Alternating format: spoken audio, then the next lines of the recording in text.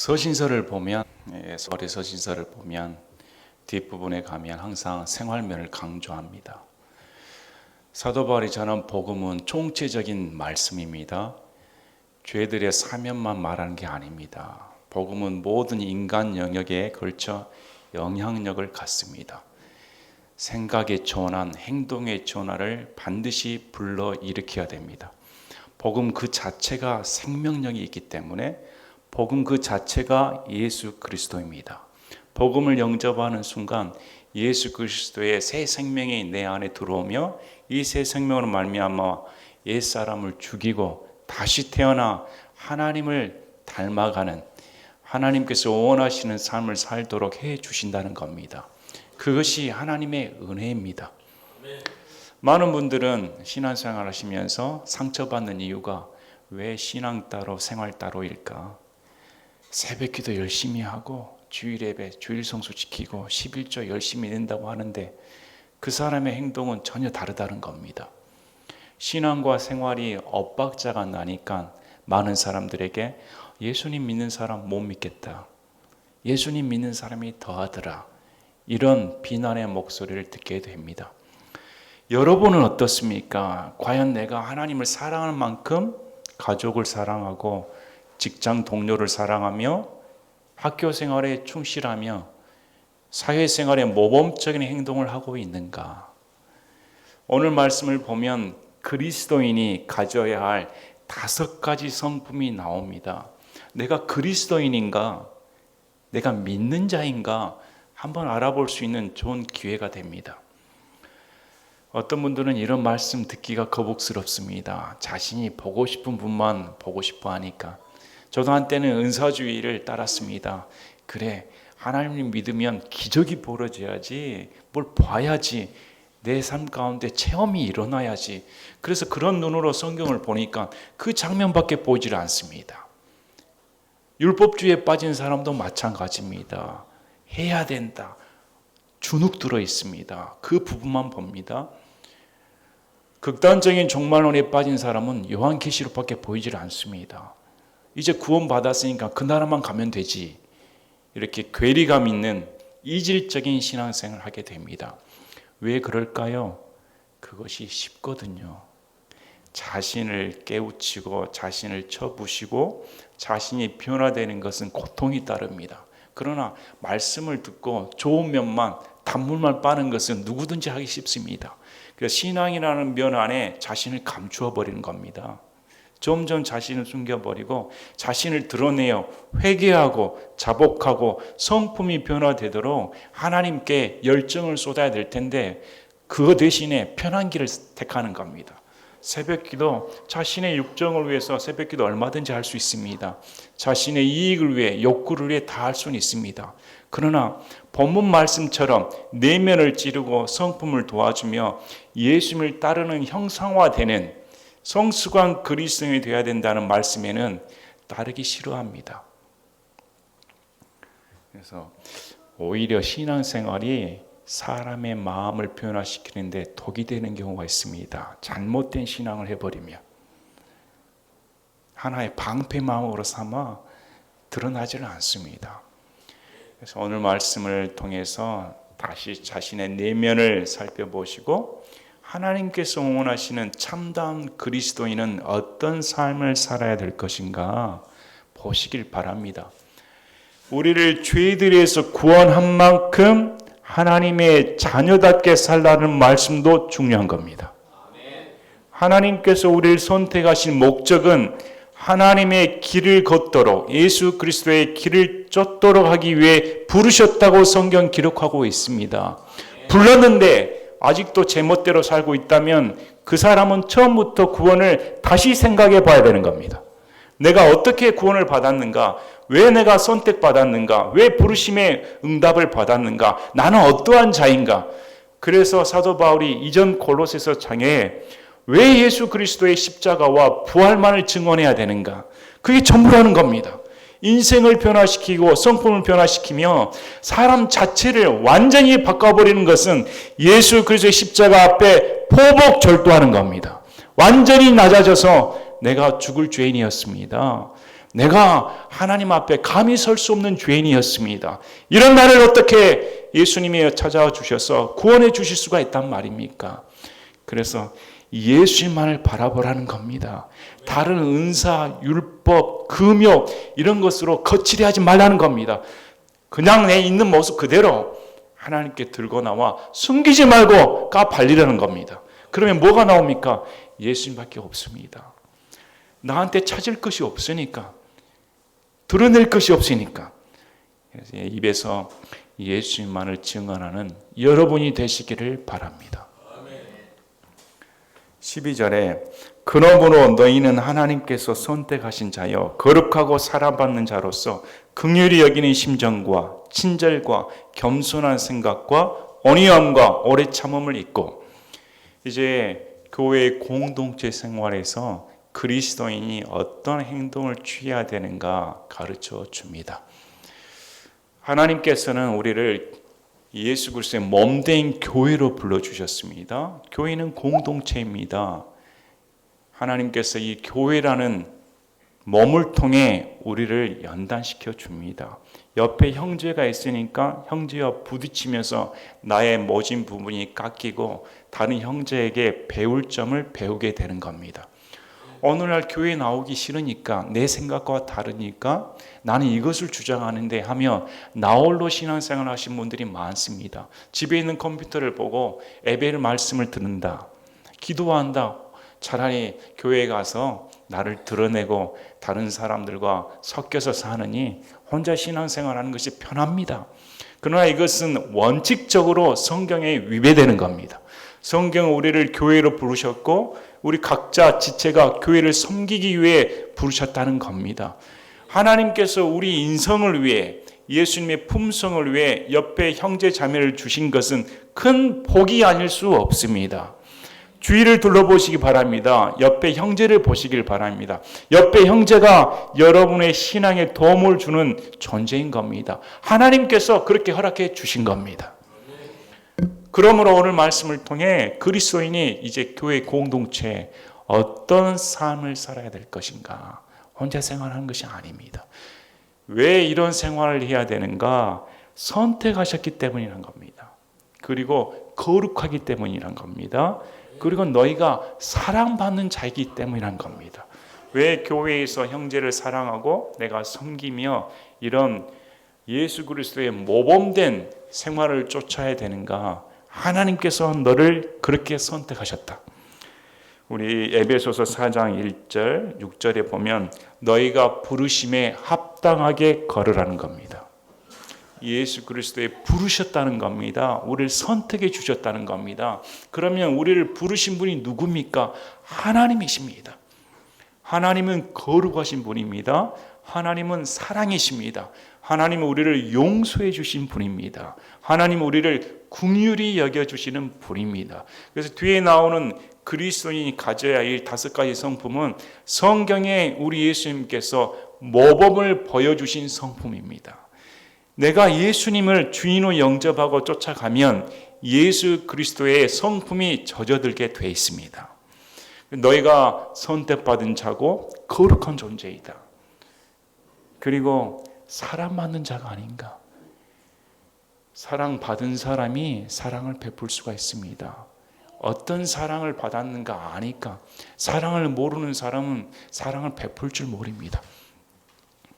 왜 목사가 결혼을 해야 할까요? 성경에서는 목사의 조건이 결혼한 남자여야 됩니다. 한 아내의 남편이어야 됩니다. 가정을 돌봐야 됩니다. 가정을 돌봐야 부인을 어떻게 사랑하는가, 또 자녀들을 어떻게 키우는가, 자녀들의 애틋한 감정, 아내를 향한 사랑의 감정을 가지고 있는 사람이 목사가 되어야 되는 겁니다. 이런 감정도 없이 글쎄 애를 낳지 않은 사람은 애 낳는 고통을 모릅니다. 아무리 설명을 해줘도.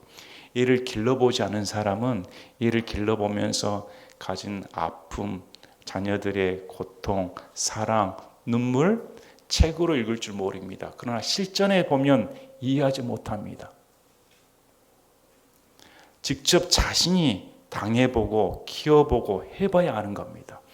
그래서 사도 바울은 너희는 하나님께 사랑받는 자가 아니었는가? 내가 예수 그리스도로부터 사랑을 받았다면 이 사랑을 알기에 사랑을 실천할 수가 있다는 겁니다. 그래서 처음 나오는 것이 긍휼히 여기는 심정. 맨 처음 나오는 심정입니다. 그리스도인은 반드시 동정심을 가지고 있어야 됩니다. 하나님께서 우리를 왜 구원해 주셨습니까? 불쌍히 여기시니까. 놔두면 지옥 갈 것 뻔하니까. 진노의 자식이니까. 그래서 하나님께서 우리를 불쌍히 여겨주셔서 먼저 찾아와 주신 겁니다. 수많은 병자들이 예수님을 찾아왔습니다. 그래서 우리 예수님께서 병자들을 보시고 긍휼히 여기시더라. 불쌍히 여기시더라. 창자가 뒤틀리는 아픔을 느끼셨다고 성경은 기록해 놓았습니다. 그러면 그리스도인은 어떤 마음을 가져야 할까? 당연히 사람을 불쌍히 여기는 마음이 있어야 됩니다. 분명한 것은 그리스도인이라면 반드시 이 감정이 있어야 됩니다. 여러분에게 이 감정이 있습니까? 다른 사람의 눈에 피눈물을 흘린다면 아파할 수 있는 마음을 가지고 계십니까? 동정심이 없는데 나는 그리스도인이다. 위선자입니다. 위선자입니다. 내가 어떤 자였는데 불쌍히 여김을 받았는데, 내가 지옥 자녀였는데 구출함을 받았는데 어떻게 다른 사람에게 동정심을 베풀지 않을 수가 있단 말입니까? 자, 우리 요한일서 3장 16, 17, 18절에 하나님께서 우리를 위해 자신의 생명을 버리셨으므로 우리가 이로써 그분의 사랑을 깨닫나니 우리가 형제들을 위해 우리의 생명을 버리는 것이 마땅하니라. 너무 과한 말씀 아닙니까? 나 살기도 바쁜데, 내 신앙생활을 건승하기도 바쁜데 형제를 위해 죽으란 말입니까? 근데 성경에서는 형제를 위해 죽으라는 겁니다. 옆에 형제를 위해, 동료를 위해. 왜? 예수님이 나를 위해 죽으셨으니까. 너도 그렇게 하라는 겁니다. 그러나 누가 이 세상에 좋은 것을 가지고 있으면서 자기 형제가 궁핍한 것을 보고도 동정하는 마음을 닫아 그를 피하면 어찌 하나님의 사랑이 그 속에 거하겠느냐. 이 세상에 좋은 재물, 재산, 먹을 거 다 가지고 있습니다. 그런데 궁핍한 형제를 보고 도와줄 마음이 없다는 겁니다. 자신은 풍족하게 사는데, 그러면 그 사람 마음 가운데 어떻게 하나님의 사랑이 있다고 말할 수가 있는가? 없다는 겁니다. 여러분 찔리지 않습니까? 과연 내 옆에 계신 분들이 아파하고 가난하며 궁핍하며 있는데 나는 떵떵거리고 사는데 입 다 씻어버리면 어떻게 하나님의 사랑이 있다고 볼 수가 있는가? 나의 어린 자녀들아, 우리가 말과 혀로만 사랑하지 말고 오직 행함과 진실함으로 하자. 말은 쉽습니다. 말로는 다 도와줍니다. 그래서 요즘 강남 좌파가 유행하지 않습니까? 말로는 다 도와준다면서 자기는 수십억, 수백억 집에 살면서 입으로는 좋은 말만 다 합니다. 입으로는 선을 다 베풉니다. 그래서 성경은 이런 자를 위선자라고 부른 겁니다. 하나님께서 제일 싫어하는 자입니다. 우리가 사랑이라는 것은 말로 하는 것이 아니고 행동으로 드러나야 되는 겁니다. 하나님의 사랑이 있다면 이건 행동으로 드러나야 되지 말로 100마디 해봤자 인정해 주지 않는 겁니다. 두 번째, 친절 나옵니다. 친절. 친절은 긍휼히 여기는 마음을 베푸는 방식입니다. 우리 야고보서 5장 11절에 보면 주께서는 지극히 동정심이 많으시며 친절한 긍휼을 베푸시는 분이시니라. 이렇게 나옵니다. 우리 주님은 동정심이 많으신 분이시고 친절한 긍휼을 베푸시는 분이시다. 친절은 다른 사람들의 안녕을 도모하며 남들에 대한 사랑을 돌본다. 행위적인 걸 말합니다. 긍휼이 표현되는 방법입니다. 다른 사람을 긍휼히 여기는데 불친절하겠습니까? 다른 사람을 불쌍히 여기는데 자신을 낮출 수밖에 없습니다. 친절하게 대할 수밖에 없습니다. 그래서 바로 뒤에 겸손한 생각이 나오는 겁니다. 겸손 없이는 동정심이 발생할 수 없으며 겸손 없이는 친절이 발생할 수가 없는 겁니다. 우리 주님이 몸소 겸손을 보이셨으며 우리 주님이 말로만 말씀하지 아니하시고 구약의 대언의 말씀대로 그대로 이 땅에 내려오셔서 자신의 생명을 보여주시는, 우리에게 주시는 행동으로 보여주셨다는 겁니다. 이것이 세 가지가 합해서 나오는 겁니다. 겸손은 어렵습니다. 다 자기 주장이 강하지 낮아지는 것은 쉽지 않습니다. 교회 내에서도 내 생각이 높은데, 내 생각이 맞는데 주장하기는 쉽습니다. 그래서 우리 예수님께서 마태복음 말씀을 통해 나는 온유하고 겸손하니 내 멍에를 메고 나에게 배우라 이렇게 말씀을 합니다. 우리가 제일 필요한 덕목이 겸손입니다. 교만한 자는 반드시 넘어지고 심판의 대상이 됩니다. 여러분 겸손하시길 바랍니다. 우리 예수님의 겸손을 배우시길 바랍니다. 인간의 모습으로 낮아주셔서 인간으로 섬겨주신 그분을 보시길 바랍니다. 그 다음 온유하다. 온유함은 부드럽다는 말씀입니다. 다투지 않다는 겁니다. 다른 사람의 마음을 상심시키지 않는다는 겁니다. 화를 버럭 질러서 눌러버리고 싶은데 온유하다. 자기를 죽이는 겁니다. 참 부드러운 사람은 부럽습니다. 성품은 타고나지 않는가 이런 생각도 듭니다. 저도 많은 사람들 상대하다 보니까 어떻게 저런 가운데서도 저렇게 침착하고 부드러울 수 있을까? 나 같으면 그냥 화가 나올 텐데 그런 사람들을 보게 됩니다. 한편으로는 부럽습니다. 자기 절제가 강하고 매사에 바로 발끈 화를 내지 않고 이성적으로 대처하는 그런 모습이 참 부럽기도 합니다. 그래서 여러분 사람이 온유해야 됩니다. 부드러워야 됩니다. 예수님이 발끈 화내지 않으십니다. 예수님이 화낸 대로 우리를 처분하지 않습니다. 우리의 마음은 온유하십니까? 여러분의 마음의 감정은 온유하십니까? 남을 미워하고 증오하며 살인의 감정이 여러분 마음 가운데 있지를 않습니까? 그러면 성경에 하나님의 사랑이 거할 수가 없다는 겁니다. 우리가 온유해야 됩니다. 그리고 오래 참음을 입어라. 그 다음에 오래 참으라는 겁니다. 입으라는 것은 옷을 입는다는 말씀이죠. 우리가 어떤 옷을 입냐에 따라 그 사람의 격이 달라지는 겁니다.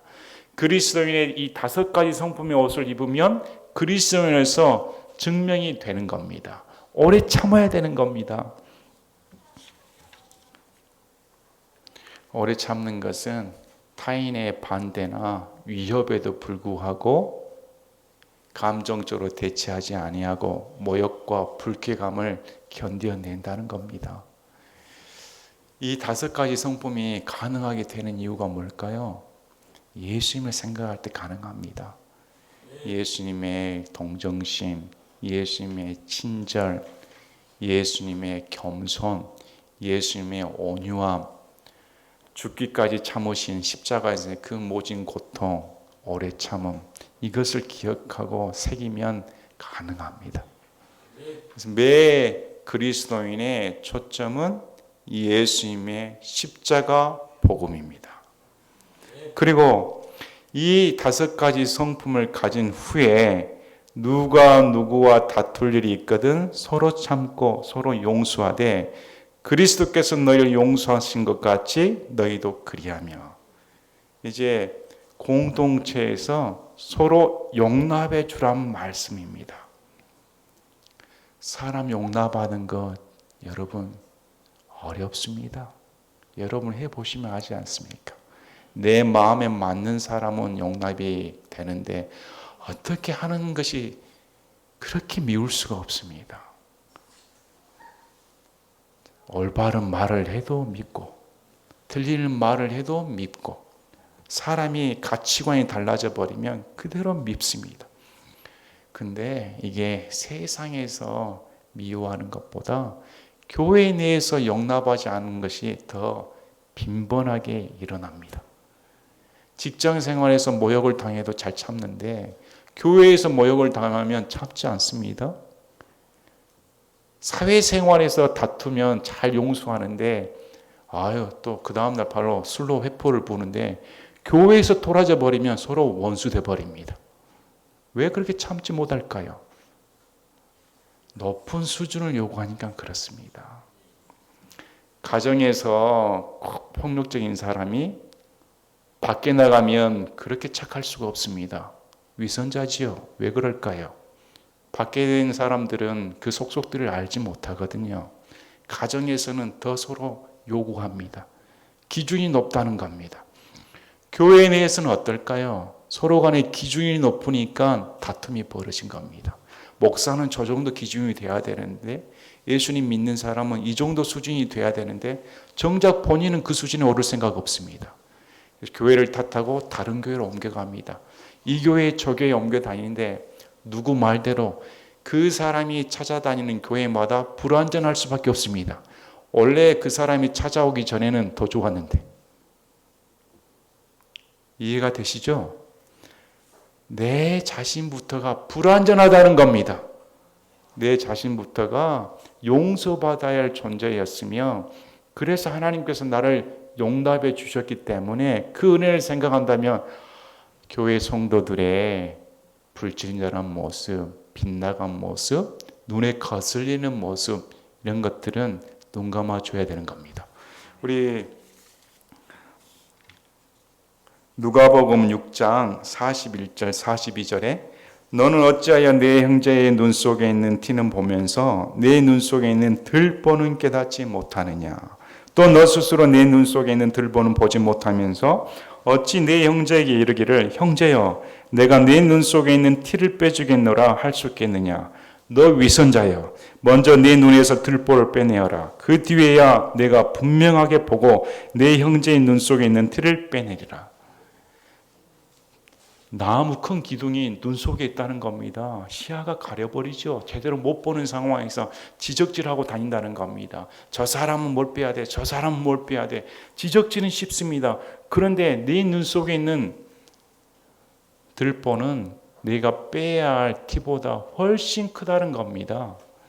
먼저 너부터 생각을 해라. 너부터 생각해야 할 나를 예수님이 품어주신 겁니다. 예수님께서 이런 나를 품어주셨으니까 저 사람들의 허물을 내가 덮어줘야겠다. 이 마음을 품어야 됩니다. 그리스도께서 너희를 용서하신 것 같이 너희도 그리하여 이 모든 것 위에 사랑을 입으라. 사랑은 완전하게 매는 띠니라. 결론적으로 사랑에서 이런 성품이 파생되는 겁니다. 에베소서 4장 1절 6절을 보면 모든 겸손과 온유와 오래 참음으로 사랑 안에서 서로 참아주며 하나님의 매는 띠로 성령이 하나 되게 하신 것을 힘써 지키라. 이렇게 나옵니다. 우리 예수님은 사랑입니다. 우리 마음에 사랑이 어느 정도 있냐에 따라 내가 하나님을 얼마만큼 사랑하는가 달려 있습니다. 하나님을 사랑하는 만큼 형제를 사랑한다는 겁니다. 하나님을 사랑하는 만큼 가족을 사랑합니다. 하나님을 사랑하는 만큼 나라를 사랑합니다. 이것은 절대적인 진리입니다. 내 마음 가운데 과연 사랑을 품고 있는가? 천국에 올라가면 사랑 그 자체를 보게 됩니다. 우리 하나님은 사랑이시다. 사랑을 인간의 언어로 표현을 못하니까 고린도전서 14장을 보면 그 사랑을 해석해 놓는 겁니다. 사랑을 정의할 수 없으니까. 그래서 하나님은 사랑이다. 그 사랑 자체를 보게 됩니다. 이것은 인본주의 사랑이 아닙니다. 인간의 감정에 기초한 사랑이 아닙니다. 인간의 일시적인 사랑은 냄새납니다. 순간적으로 없어져 버릴 신기루에 불과합니다. 하나님의 주신 사랑은 영원합니다. 순수합니다. 때가 없습니다. 그 사랑은 역동적으로 우리에게 의지적인 행동을 요구합니다. 하나님의 사랑은 말뿐이 사랑이 아니라 의지적인 행동을 반드시 요구합니다. 그래서 성경의 사랑은 의지적인 사랑입니다. 인간이 의지적으로 도와주게 돼 있다는 겁니다. 의지적으로 사랑을 발휘하게끔 돼 있다는 겁니다. 여러분께서 하나님을 알게 되고 예수님의 십자가와 부활을 알게 되면 여러분 마음 가운데 사랑이 있어서 안 믿는 자를 위해 울며 기도할 수밖에 없게 되는 겁니다. 깊은 동정심을 갖게 되고. 여러분 사랑이 있으십니까? 여러분 가운데 정말 이 사랑이 내 마음까지 차서 이런 5가지 성품이 나오고 계시는가? 그래야 교회가 무너지질 않습니다. 서로 물고 뜯고 용납하지 않으면 교회는 산산조각 부서져 버립니다. 불완전한 인간의 모임이니까. 불완전한 모임 속에 이게 유지될 수 있는 이유는 하나님의 사랑 안에 끈이 있으니까 가능하다는 겁니다. 초대 성도들도 얼마나 그랬을까요? 신비주의에 휩싸인 사람, 은사주의에 휩싸인 사람은 오늘 내가 뭘 봐야 됩니다. 방언해야 됩니다. 통변해야 됩니다. 아유, 내가 천국 봅니다. 입신합니다. 율법주의에 빠진 사람은 11조 해야 됩니다. 주일 성수해야 됩니다. 안식일 지켜야 됩니다.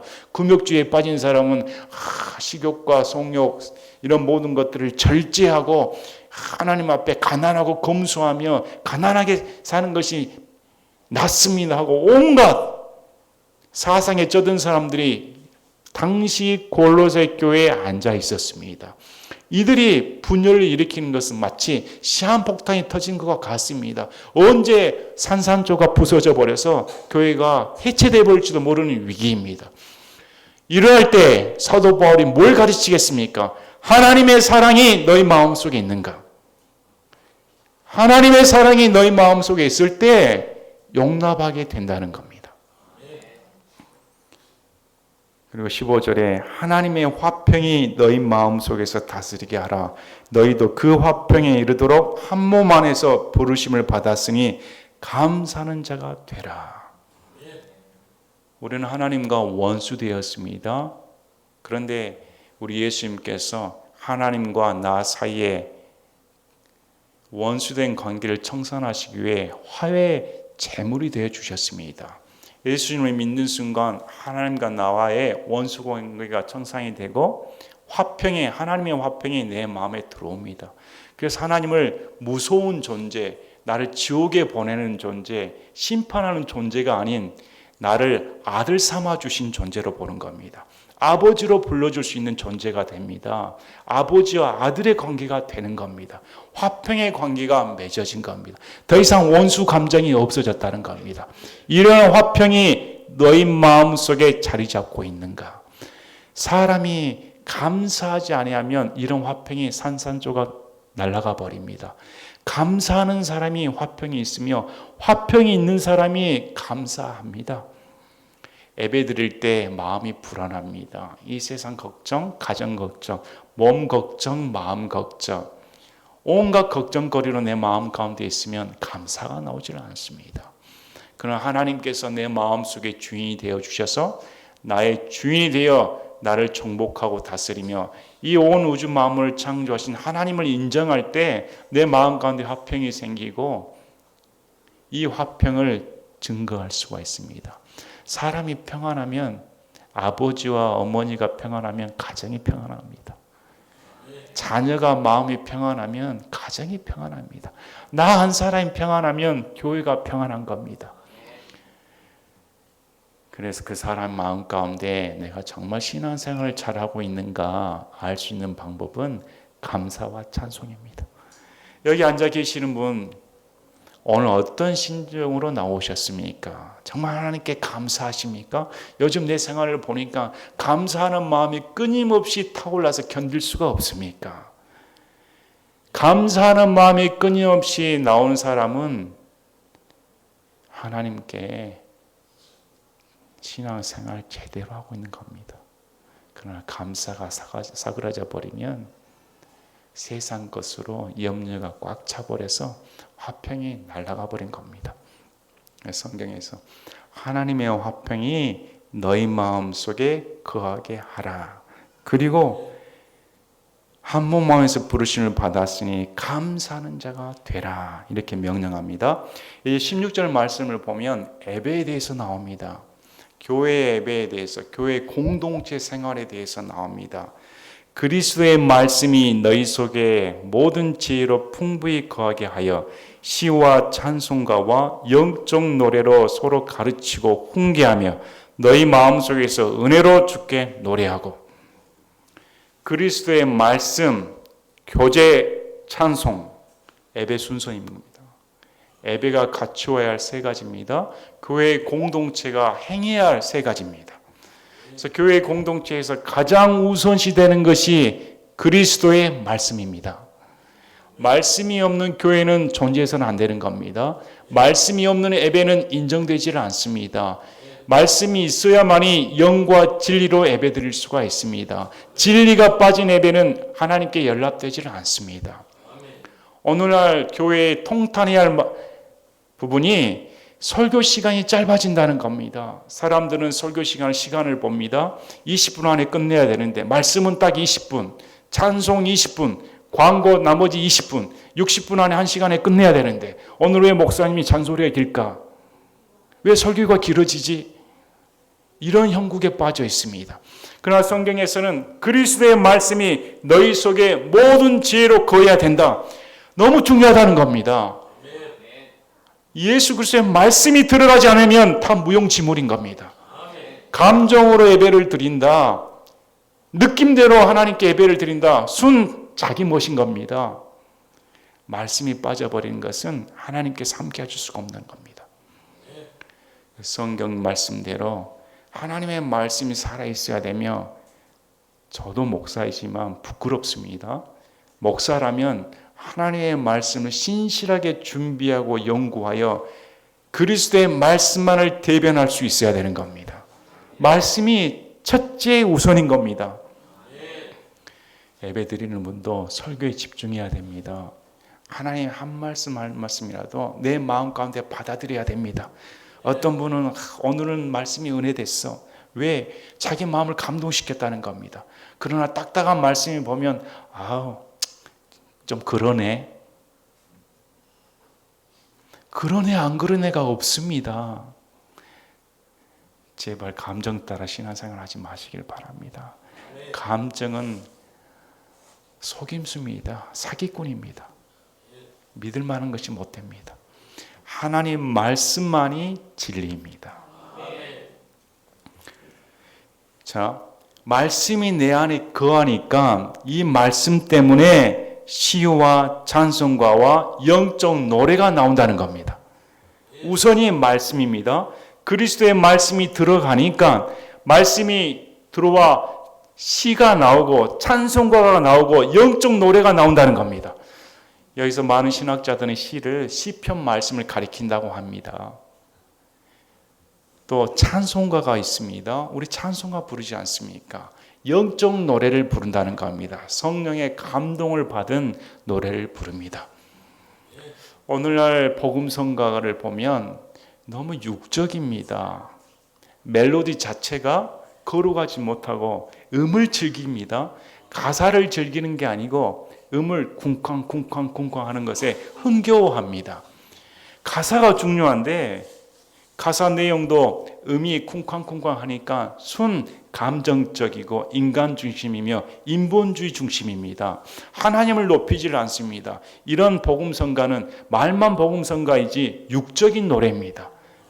육적인 노래로 쿵쾅쿵쾅 뛰며 춤추고 이게 뭐 교회인지 디스코홀인지 분간할 수가 없습니다.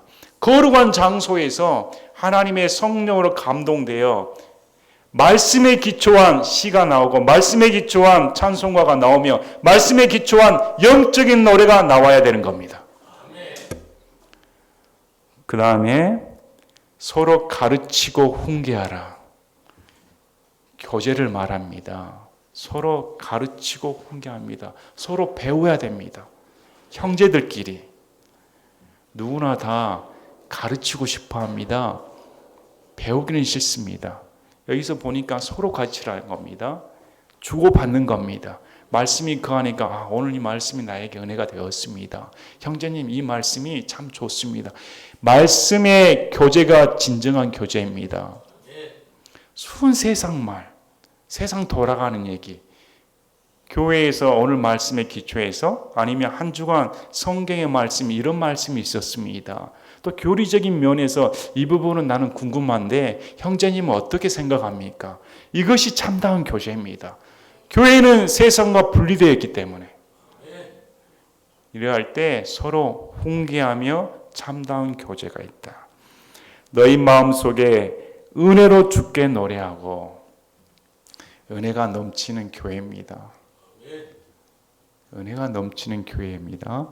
또 너희가 말이나 행위로 무엇을 하든지 모든 것을 주 예수님의 이름으로 하며 그분을 힘입어 하나님 곧 아버지께 감사를 드리라. 교회 공동체 생활에서 이런 우선순위를 두고 예배를 드리며 교제할 때 하나님께서 은혜를 베풀어 주셔서 마음속에 감사함이 넘칠 수밖에 없습니다.